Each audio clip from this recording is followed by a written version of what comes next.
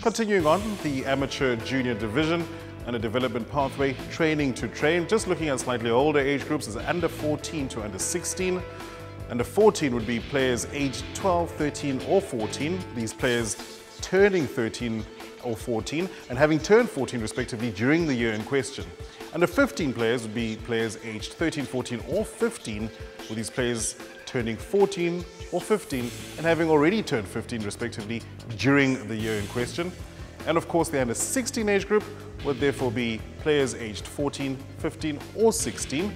So players who are turning 15 or 16 and having turned 16 already during the said year.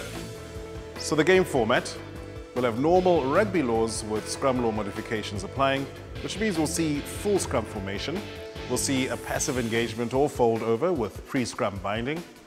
And these are the referee's calls. The first one being crouch, in which the players will align ear to ear, get into spine and line and parallel position. Crouch.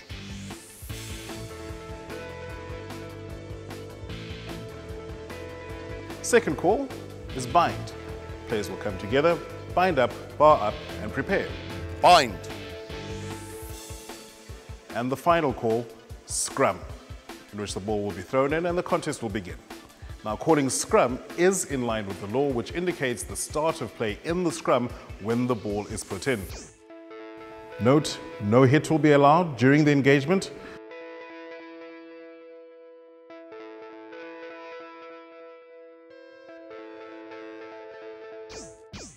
Full scrumming contest will occur at the put-in. Scrum.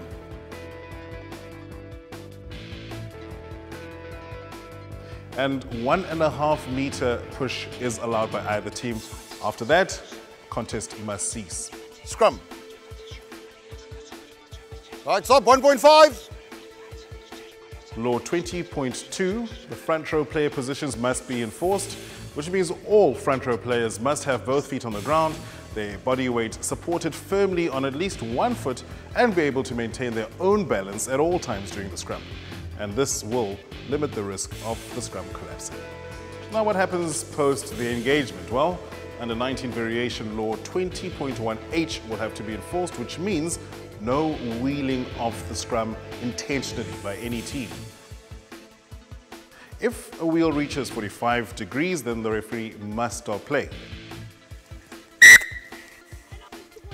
Through the 45.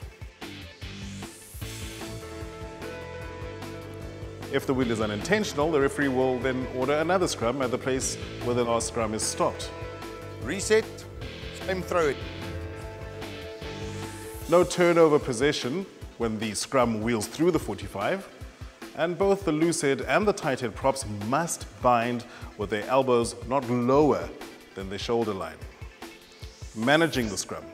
Should there be a gross mismatch, inadequacy or unsuitability of either of the forward packs, then the scrums should be uncontested, and that's the referee's call.